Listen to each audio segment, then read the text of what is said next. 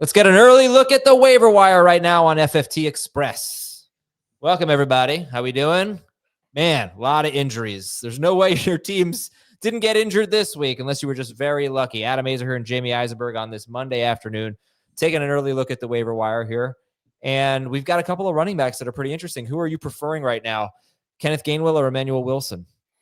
Based on what Jaylen Warren said, I think you got to go with Emmanuel Wilson. So Warren said that he felt he could have come back into the game, and they were just being smart and keeping him out. Still does not mean he's going to miss. He's going to play in Week 12 against Chicago, but I think at this point it sounds like Jacobs is going to miss Week 12. And so just given the circumstances of what we're looking at with both these injuries, Jacobs out, Warren probably in. I think Emmanuel Wilson's probably going to be the most added player this week in the majority of leagues. And it's interesting because Jacobs doesn't seem to have a long-term injury. So, are we... I guess it's a fab question or just a priority question. Is this kind of fool's gold? Because last night we were thinking, man, we got maybe some week winner potential here, must start guys potentially, but not necessarily looking that way.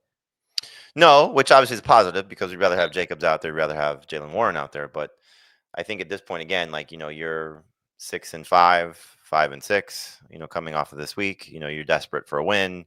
Obviously 4-7 or worse, you're trying to salvage your season if possible. So you're going to spend what you need to spend to get one of these guys because, you're looking at not the most challenging of matchups, I think, for Emmanuel Wilson taking on the Vikings and Jaylen Warren taking on the Bears, so both these guys could be, Kenneth Gainwell taking on the Bears. You could be looking at both these guys. I haven't, gone completely through my running back rankings, but both these guys are going to be top 24 running backs. Got Sean Tucker in there too. How does he factor in? I put him third just because of the potential of Bucky Irving returning, but clearly there's an opportunity for him to be a starter as well.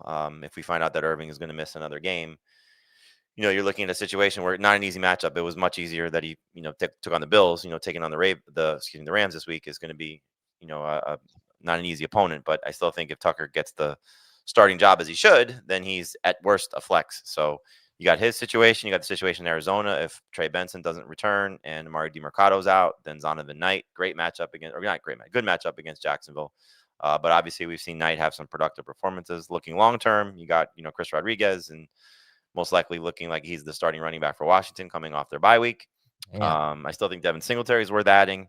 And it sounds like Bashal Tutin is going to play. He said after the game, he talked to the media, which is usually a good sign, that he's going to be back. He was outperforming Travis Etienne before he got hurt. So, another situation worth monitoring there. So there's a lot of good running back options for this week if you're desperate. Yeah. Maybe one of the conversations we'll have is, do you drop a handcuff for these guys here, right? Let's say your roster's set. We'll talk about this tomorrow, but you drop your Blake Corum, your Brian Robinson Jr. for these guys. What's your scenario where you're doing that? Your scenario you're doing that is that you're trying to maximize the potential of your roster. So, we don't, you said seems like we escaped some long-term injuries for Jacobs and Warren. We just don't know yet. By the time people are listening to this, they may know, those guys are going for MRIs today. So, may get differing news than what we're saying right now. We'll address that on Tuesday, but I still think for what you're looking at is if I can have the 49ers starting running back and Christian McCaffrey, and then maybe the Packers starting running back, I want that on my roster. All right. So let's talk about quarterbacks here and who we're looking at with Michael Penix out probably for the season, or at least possibly, but he might be out for a long time. But anyway, not that that's a huge fantasy thing, but who are we looking at quarterback? There's one prize, and that's Jacoby Brissett. He's certainly proven himself with the absence of Kyler Murray, and this was the kind of the game we wanted to see how he would do, right? Because no Marvin Harrison, and he did great. I mean, just an absolutely fantastic performance, despite the fact that the Cardinals lost. So taking on Jacksonville, I know Justin Herbert didn't take advantage of this matchup, but I think Brissett has proven now 5 straight games over 22 fantasy points. Like he's I don't want to say must start quarterback, but he's in that conversation already. So after him, it's really a mixed bag. So in one quarterback leagues, I think it's worth a deeper look to take a look at Justin Fields after what he just did against the Patriots. No, Tyrod Taylor is starting. Oh, they didn't announce that? I'm sorry. Yeah. Fooled you. That just happened? About an hour ago. Okay. Yeah, I didn't see that. Can we believe that? I mean, it's just always seemed like Aaron Glenn wanted to go this way. It's like looking for excuses. So there you go. Another 2 QB option. So really for the one quarterback leagues, I think you're looking at Brissett, and that's it. And then after him, maybe Bryce Young if you want to give him an opportunity against the 49ers, because I would guess that's going to be a high-scoring game or the potential for a high-scoring game. Both defenses not exactly playing great, and the Panthers just showed you that if Bryce Young has to throw, he can be pretty decent. So he would be second, and then it's a lot of 2 QB options. So Jameis Winston maybe starting again. Jackson Dart still in the concussion protocol. Tyrod Taylor now is an option. Kirk Cousins the rest of the season. I don't know how much you want to trust him. Mason Rudolph for how long he may start with Aaron Rodgers dealing with the wrist injury, if in fact he does miss time.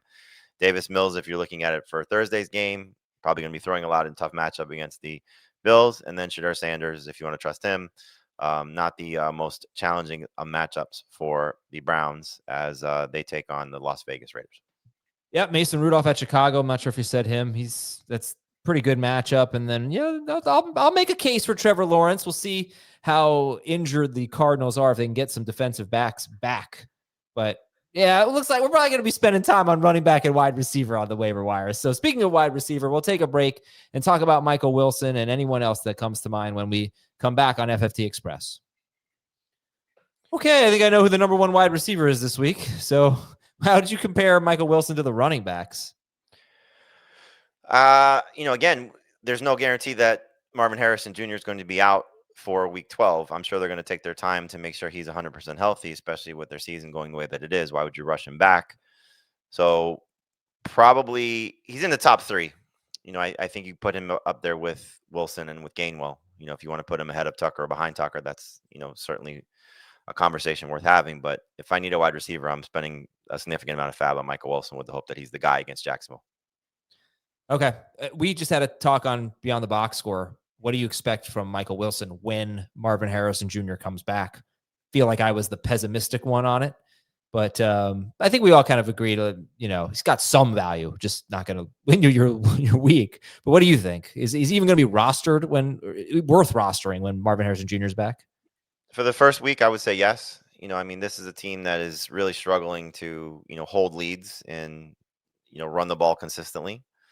So you've seen Jacoby Brissett have some heavy volume. And you just saw Trey McBride, Michael Wilson, and Greg Dortch all play well. So there's certainly an opportunity for Wilson to sort of get that 7 to 8 target number range. Yeah. But he hasn't done anything with it prior to this. He was completely useless for fantasy managers prior to this week. Any other wide receivers stand out?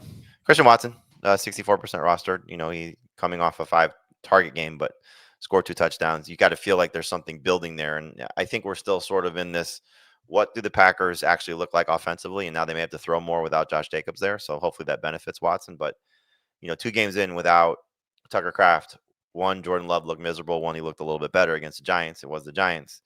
So with what Minnesota's going to throw at him, from a blitz standpoint and how will he hold up, I think there's a chance for Washington to maybe make some plays down the field, but he definitely should be rostered. I'm going to go back to Parker Washington. I know it wasn't a good game, but they really just didn't have to throw the ball very much. And I think, as you alluded to, the Cardinals defense, not great right now. So Washington is still worth stashing on your bench, especially if Brian Thomas remains out. You have to have some interest in Darnell Mooney just to see what happens with Drake London. We don't know how long he'll be out, but maybe Mooney looks a little bit better. I know he's been really tough to trust, but this is, we're starting, once we get past really the first 2 guys of Wilson and Watson, it gets to be a slippery slope. Mac Hollins, it sounds like Kayshon Boutte is going to be back. At least he's going to try and practice on Wednesday, but Hollins, 2 of his last 3 games have been really good. Jaden Higgins, 3 of his last 4 games, 7+ targets. There is a chance that Xavier Legette is out for week 12. He's dealing with a hip injury. So Jalen Coker, back-to-back games with 4 targets. Maybe he starts to get a little bit more involved. And then the last guy, I think you just got to give him some potential. Look, last 2 guys, excuse me. But Terrell Shavers, coming off the game that he just had, like, why would you not just take a flyer on him if you have an empty roster spot in case he becomes a starting wide receiver? Like, they just scored the most points they scored all season, and it happened without Keon Coleman on the field. Yeah. So maybe Shavers earns a bigger role. And then you should just stash Luther Burden at this point to see what happens. Yeah, Kayshon Boutte himself is appealing, 63% rostered. Sure. And I'd like to see if Darius Slayton can get some practices in. Certainly don't have to put any claims for him on Tuesday. But everything we liked about him still exists if Slayton get back on the field. Are there any good tight ends, Jamie? Yeah, there's one. Juwan Johnson coming off his bye. Very good prior to that. And I think that will continue, especially without Rashid Shaheed. So first game without Shaheed, season high 92 yards, scored a touchdown. He's been over 10 PPR points in all but 3 games this season. Dalton Schultz is still right in our range, 65%. You're not going to probably love him against Buffalo, but, rest of season. He's, I think, earned enough of a leash to, use him as a low-end starter, or at least consider him as a low-end starter.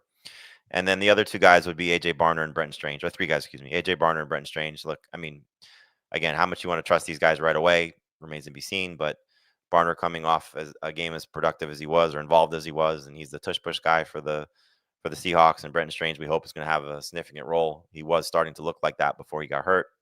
And then the last guy, right now you have a Titans offense. I know nobody wants to trust them, but they just lost Ridley for the season. The two rookies are banged up in DK and Io Manor. Chigo Okonkwo is facing the Seahawks and might have an opportunity here to catch a few passes. So deeper leagues, he's not a bad flyer. Sorry, DSTs. Not the best group, but Browns are 65% rostered. They get the Raiders. The Chiefs 62% rostered. They get Daniel Jones in their building. The Jaguars get Jacoby Brissett. As good as he's played, he's been turnover prone the last 2 weeks. And the Saints get a very beat up Falcons team if you want to trust them in deeper leagues. And just above the threshold, you have the Lions facing the Giants if it's Yeah. Jameis, and they're 70% rostered. Yep. Thank you very much, Jamey. Thank you, everybody, for watching and listening. We will talk to you tomorrow with a long breakdown of your waiver wire options on Fantasy Football Today. See ya.